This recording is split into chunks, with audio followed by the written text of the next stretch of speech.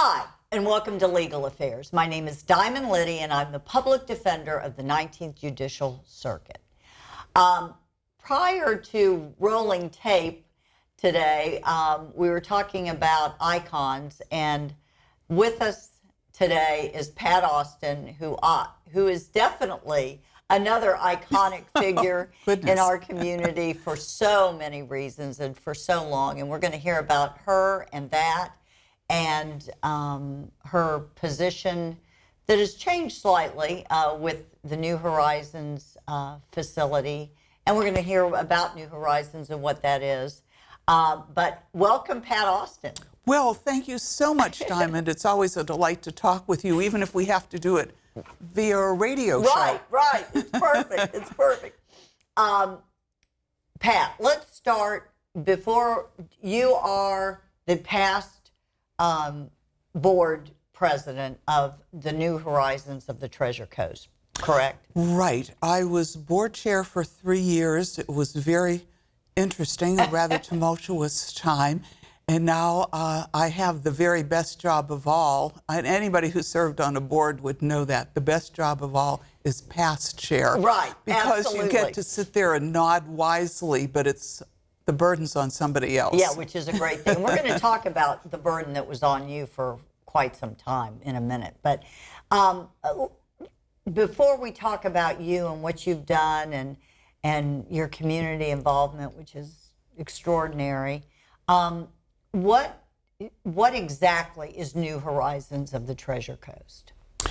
Well, New Horizons is one of the most important parts of the weaving that goes into making a community. We are the community's mental health, substance abuse, mental health issues provider. Now, that doesn't sound like a whole lot until you start to open up the box a little and go, oh my goodness, so we are serving 4 counties. We have about 15,000 clients spread over those 4 counties. For those folks, we are able to do outpatient services, manage medication for those who need medication for persistent mental health issues, to give case management to help people to find the other parts of their life that they need in order to balance their mental health, like housing, access to Social Security and other programs. We also have a very active inpatient unit. We are the Baker Act receiving facility for all 4 counties. Now what is so our viewers know, because I do the same thing. I talk, say legal terms and whatever. What is a Baker Act? If someone is judged to be a danger to himself or herself or to others, that person needs to come somewhere where professionals can help to sort out the situation and give the individual the help that's needed and set that person on a path for continuing services. And so the actual process of taking somebody from where he or she is to New Horizons is called Baker Acting, and it's done a great deal by law enforcement in our community. But, an individual could present at New Horizons and say, things are really spiraling out of control for me, and I'm really in deep trouble here, and I need help. And we're able to take that person in, usually for about 3 days, to meet with a psychiatrist and a team and get that person stabilized, and then find out what are the ongoing services in the community that are needed so this doesn't happen again. Exactly. Okay, and so New Horizons does that for all 4 counties. For all 4 counties. And when we say all 4 counties, it's the circuit, which is Okeechobee, Indian River, St. Lucie, and Martin counties. Correct. Okay. Right. And I sit on the board with you, Pat. Certainly not in the esteemed positions that you have been in, but I'm embarrassed to say I didn't realize it was that many clients. I knew it was in the thousands, but 50, whoa. Isn't that extraordinary? Yeah. And then as you look at the many things that New Horizons does, in addition to the big categories, right. We have a very close relationship with law enforcement through mental health court, Sure. which is just a phenomenally important and well-received program. Our medication assistance treatment program has just, well, unfortunately, had to grow by leaps and bounds because we are able to take folks who have been so badly affected by the opioid epidemic. You know, we've been so concerned about COVID, rightly so, but the opioid epidemic gone did on. not go away just because we didn't have time to Right. pay attention to it. And so our medication-assisted treatments services can take folks who have had terrible problems with their addiction and help them with Narcan and get them weaned off the opioids, get them again into more community programs that are Right. going to help to sustain them. We've been very active in St. Lucie and really across the Treasure Coast with the opioid task force. And now we're opening an office also for this in Martin County. Well, and the opioid crisis, actually, you know, we were so focused in talking about COVID, which, again, as you say, rightly so, but the opioid crisis, which we were talking about rightly so before COVID, did not go away. Right. It, in fact, increased because of all the you know, difficulties and hardships and problems that were going on with COVID, correct? Yes, and sort of under the radar while everyone was focused on COVID, New Horizons has a program now where we have peers, people who have been through this themselves and now reestablished harmony in their lives. We have peers who are going into the hospitals in the area so that if somebody comes in because of an opioid overdose, there's a peer to actually talk with that person about when you get out of here, what are we going to do so this doesn't Right. happen to you again? Right. And to me, that's just such a phenomenal outreach because when are you going to find people who are willing to listen to your message when it's all just fallen apart all around them and New Horizons can be there?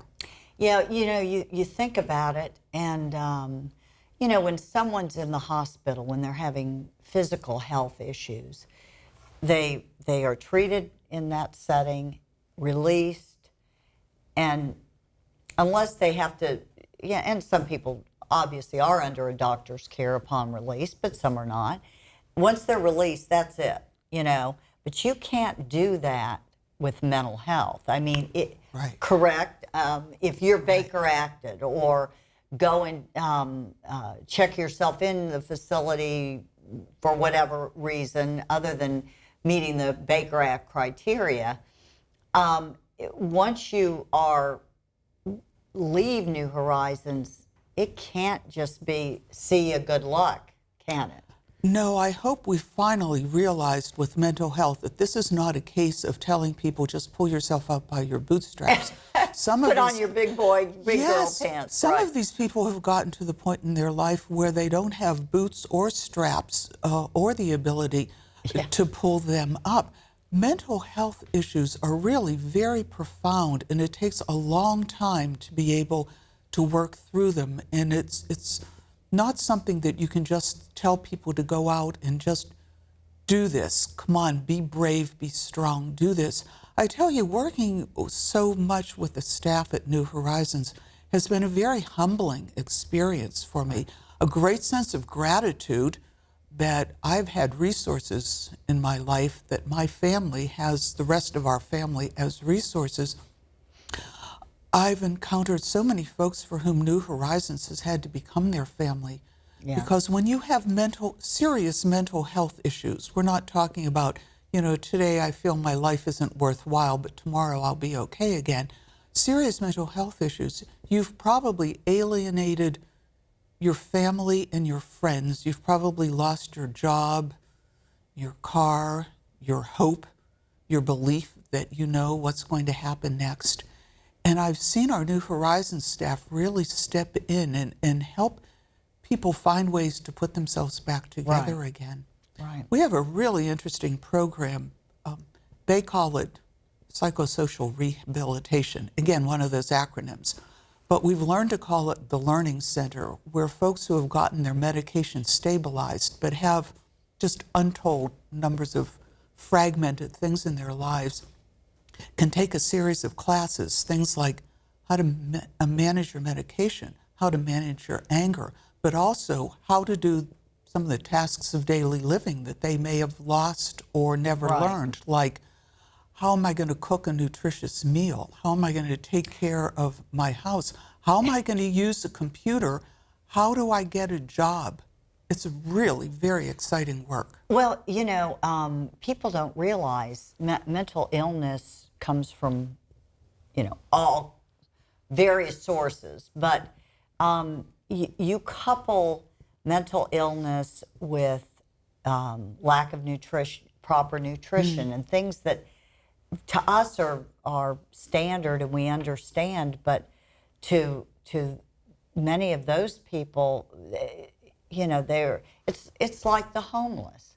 I mean, they're living, you know, in a terrible environment and not eating properly, and probably drinking or doing drugs, and then you add a poor diet. You've just got a recipe for disaster. I mean, there's no way it can be a good thing and they can survive, you know, appropriately. We've been working with the Treasure Coast Homeless Coalition, Louise Hubbard and her staff, who do such a terrific job. But as Louise herself would be glad to tell you, simply saying to somebody who's homeless, hey, here's a home, is not going to solve the problem, because this isn't something that they're used to, that they have the skills to manage. And so we're working with the Homeless Coalition about how can New Horizons staff and the Homeless Coalition staff work together to help these folks understand what this is, what are these skills Right. that I need in order to be living with other people, to be living in this situation in which there are certain requirements for me on a daily basis. Right. So certainly in mental health, nothing is simple. No. And let's back up for a moment, and I apologize. We got talking about the important stuff, but let's talk about you, who is also very important. No, the other stuff is the important stuff. No, I know, but give us your background, Pat. How long have you been in this community? How long have you been on the board? What got you involved with mental illness and that? Because you've been doing a lot of things. Well, I've been in this community for 30 years. It was one of the wisest things that I ever did. I had been living up north and working in hospitals in Vermont and New York, and finally decided, oh, my daughter is grown, I'm cold, I'm moving. And I have just been so grateful to have landed in this community. It's just such a wonderful place. I've had an opportunity to learn a lot and meet tremendous people. And while I was working for Martin Health, now Cleveland Clinic Martin, we had done several community health surveys. And what always came to the top was the need for more mental health services Right. and more understanding of where you got them and how you got them. And so after I had retired, John Romano, who was then CEO of New Horizons, said, oh, why don't you come on to the board? I didn't realize it became a life commitment. But I'm grateful for it. Well, now, and you, so you've been on the board of directors for New Horizons for how long? Oh, for like 12 years. Okay. And most recently, because there's been turnover in the CEO position, you actually took over as CEO for how long? I know it seems to you forever, but how long did you Oh, do? I know exactly. It was 6 months and 2 weeks. Okay. We never expected it would be that difficult to replace the CEO. And while I loved getting to know the people there, and we certainly had some incredible events during my tenure, the board and I always knew what is good for New Horizons is to have a CEO who knows the business. And, Right. I knew it a little bit from a board member, but as you know, from being on the board, there is just immense amounts of Oh, things I that you can't know even nothing imagine. about. And I work in it every day with my job, and when I go to a meeting or get updates from regarding the board and newer, I'm just amazed and at how multifaceted the whole thing is. How Right. long has New Horizons been around? We've been in the area since 1958, Yeah. so we're over 60 years old now. I mean, it's still sort of surprising when people aren't aware of it. But on the other hand, we were talking with a group several years ago who wanted us to say, because New Horizons is in our community, what difference are we going to see? And honestly, if we're doing our job really well, you're not going to be seeing much because we're going to be taking care of those people who Right. otherwise would be on somebody's doorstep completely unable to cope. You're not going to see people just hanging out in doorways, not knowing who they are or where to go. If we're doing our job well, people are getting services and they are able to live independent, productive lives, and you wouldn't even know that they've needed or have ongoing mental health issues. Oh, yeah. And I remember back in the day, because I grew up here, New Horizons was off of US 1 over, I think it was the old funeral home that they had a facility in. And it was just at that time, and we're talking, oh goodness, 40 years ago, it was for the severely mentally ill. It was, and not that people don't actually, that New Horizons now doesn't have inpatient services, but it kind of was like Florida State Hospital in Miami. If you were severely mentally ill, you went there and you stayed, and you probably never left. They just took care of you. And of course, again, it just got, as you know, it just got bigger and bigger and bigger. And now, how we do everything, or New Horizons does everything. Well, on some days it does seem as though we do everything. One of the programs on our main campus in Fort Pierce is a transitional group home. And talk about that, because and what is a transitional group home? Because that's such a big deal and so important, such an important piece. Well, I think many people will remember, well, certainly I do, back in the 70s, it seemed like a really great idea to start closing down state institutions and send the mentally ill out to live within the community, except that unfortunately we had done Right. nothing to provide services in the community. So it became really quite a disaster for those people and for their communities.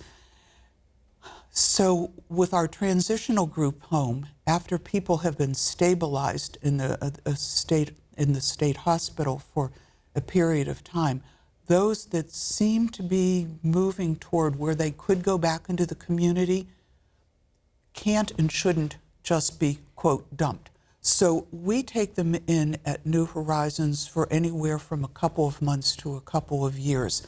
And they get to learn what it's like to live outside of that highly regulated institutional Right, setting. where everything's done for you and they give you your Right. medication every day, and you're, right.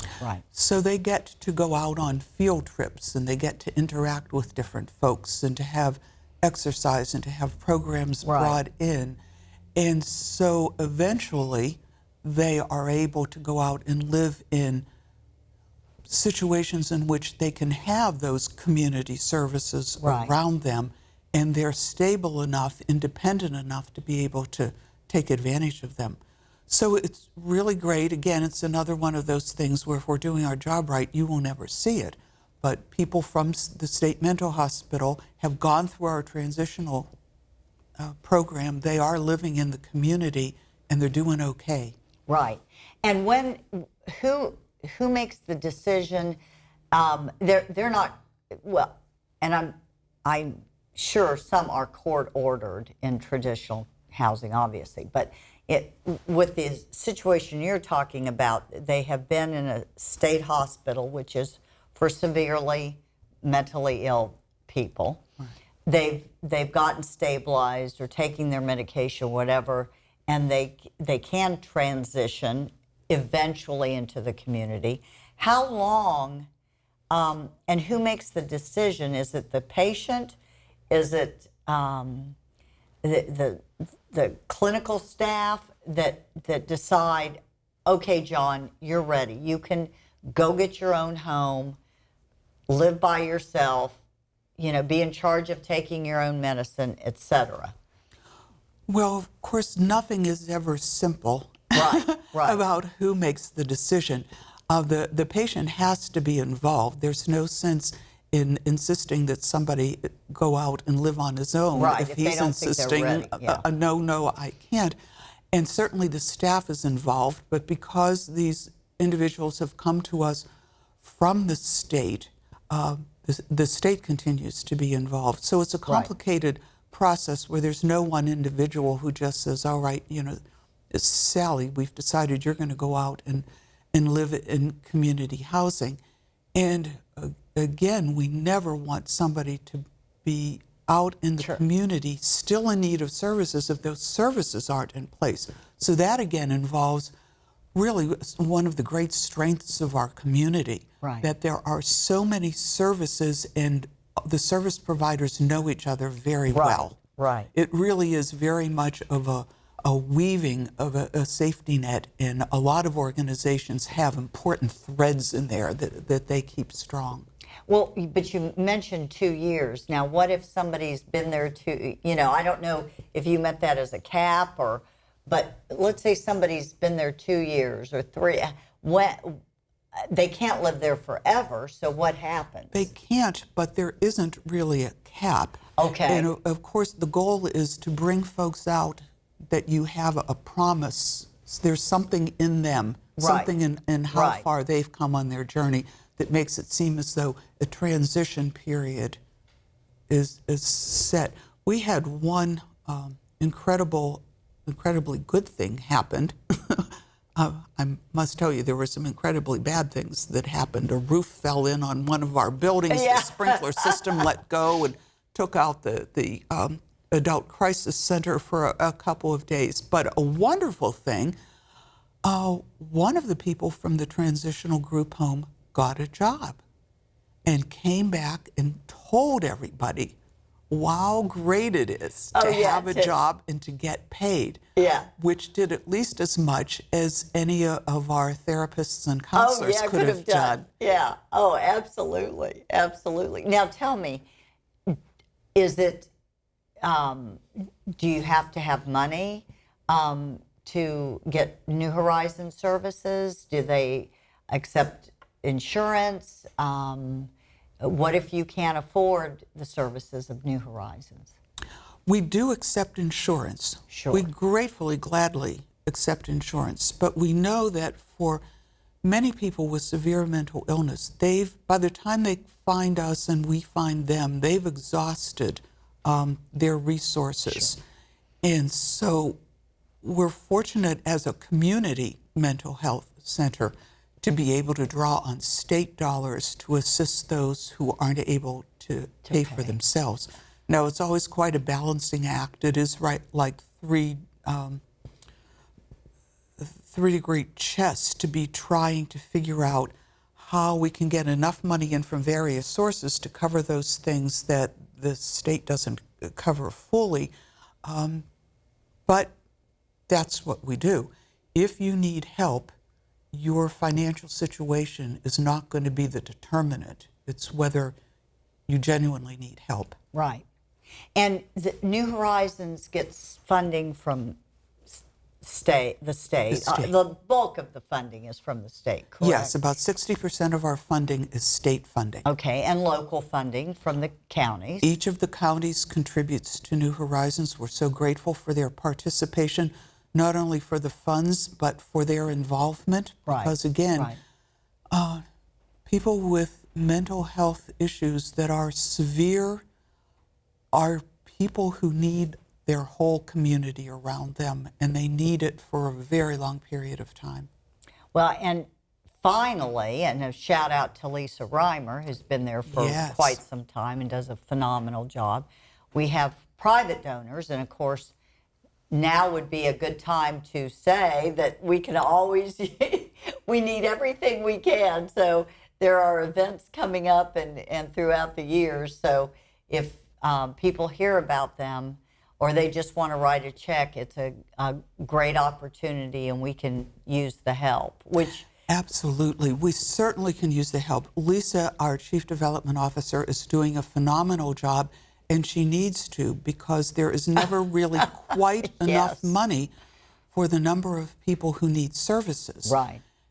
And, well, it's impossible for our staff members to look at somebody and say, well, I'm sorry, we don't have any money left for these services. We just can't do that. No. So we find ways. You never have. And we never have. Yes. But it means that on any particular day, if something happens, well, I'll just take the example, the roof, in fact, falling in on one of our facilities has left us with a terrible quandary, because there is not state money, there's not money in the budget, there's not extra money for things like fixing a roof. There isn't money for a lot of the infrastructure that we need to do. So we have a facilities department who honestly are quite adept at putting things together with a little bit of chewing gum and a layer of duct tape. But we are always in need of support from our community, because these people are needy. They need us. They have nowhere else to go. Yeah. We can't turn them away. And the other thing is, and I hate to, and I'm not going to end on a bad note. We've got about a minute and a half left, believe it or not. But the state has not been historically great at stepping up to the plate for the mentally ill either, too. Well, that was just a lovely understatement, Diamond.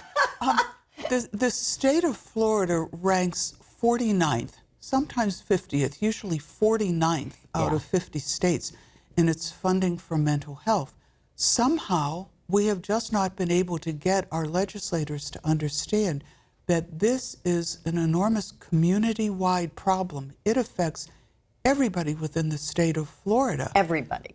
And it can affect families who are well-to-do just as surely as it affects families who have few or no resources. And when the need is there, the services have to be there. Right. We have not been able to convince our legislators that this is as intense a problem as it is. And I'm afraid the results of COVID, we've had many, many more people saying, oh, mental health is going to be really important. We have not yet seen that anybody's been willing to step up to the plate and do anything about that. Yeah. Well, we are out of time. Let's call our legislators and get us the money. So. And call Lisa for donations to New Horizons and attend our events, and just be very aware that mental health can strike any family at any time, and it's important to get help, and we're there. Thank you. This was great. Thanks, Diamond.